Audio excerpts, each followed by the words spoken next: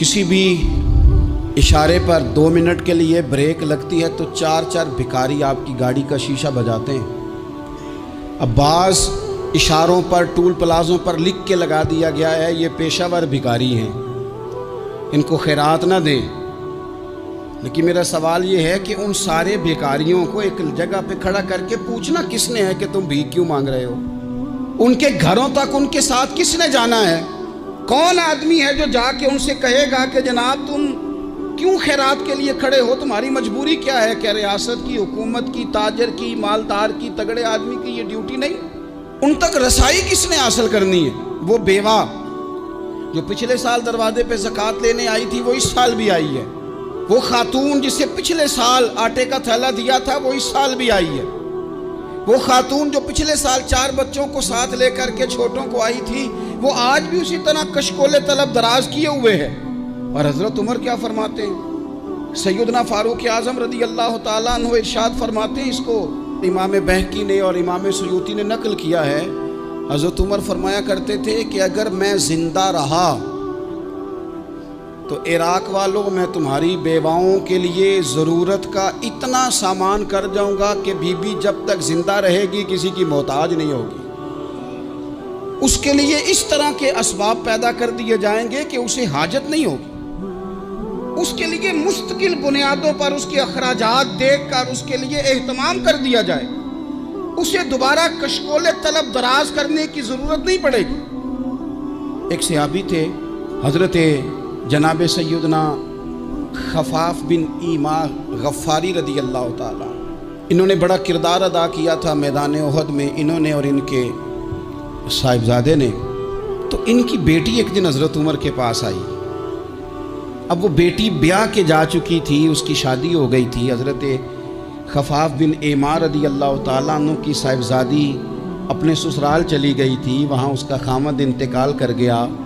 वो खातून वापस आ गई, वो हज़रत उमर से मिली, बेवा औरत। उस बेवा खातून ने आके यहाँ तो मेरे भाई वो फौजी बेचारे जिनकी बीवियाँ, जिनको एक तकरीब में तो खूब एवार्ड देने के लिए बुलाया जाता है। मैंने यतीमी का वक्त गुजारा है, मुझे पता है कि 2-4 महीने लोग आके कहते हैं कोई हुक्म होया तो 10 आ जाए। फिर जब 1 साल गुजर जाता है तो फिर लोग कहते हैं 4 भरा ने काम क्यों नहीं करते। तो ऐसे तो नहीं ना कि अब्बा ऐसे ही चला गया था, बड़ा कुछ दे के गया है, किधर है फलानी चीज़। लोगों का नज़रिया थोड़े अरसे के बाद और हो जाता है। आपने बड़े बड़े शुहदा के घरों में एवार्ड तो दिए, क्या कभी आपने पलट कर दोबारा गौर किया कि उनके बच्चे कहाँ हैं, उनकी बेवा किस हाल में है? वो ज़माने की तेज़ धूप और तेज़ आंधी का मुकाबला कैसे कर रहे हैं?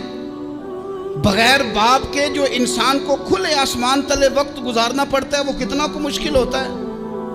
वो किस तरह टाइम गुजार रहे हैं ये कभी सोचा लोगों ने?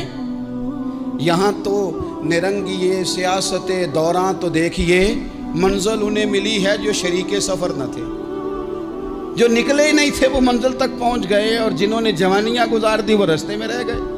हज़रत खफाफ बिन ईमा की साहिबजादी बेवा होके आ गई, बच्चे साथ थे, सरेरा जनाब उमर से मिली और मिल के कहने लगी हुजूर मैं उस सहाबी की बेटी हूँ जिन्होंने ओहद वाले दिन अपने बेटे के साथ मिल के मुआसरा किया था। बच्चे मेरे यतीम हो गए हैं, मैं बेवा हूँ। हज़रत फारूक आज़म रदी अल्लाह ताला अन्हु ने फ़हरिस्त नहीं मांगी, ख़र्चे की डिटेल नहीं मांगी, तुम आना फलाने से मिलना, परसों 9 बजे आ जाना दफ्तर, ये कोई बात नहीं की। हज़रत उमर गौर से खड़े उस बेटी की बात सुनी, छम छम सैयदना फारूक की आंखों से आंसू गिरे, दौड़ के घर गए, एक ऊंट निकाला, वहाँ से माले गनीमत का माल के भर के 2 बोरियाँ, और बोरियों में क्या था? चांदी भी थी, नकदी पैसे भी थे, कुछ ज़रूरत का सामान भी था, गल्ला भी था। 2 बोरियां भर के ऊंट पे रख के खुद लगाम उस बेटी के हाथ में थमा के का पुत्र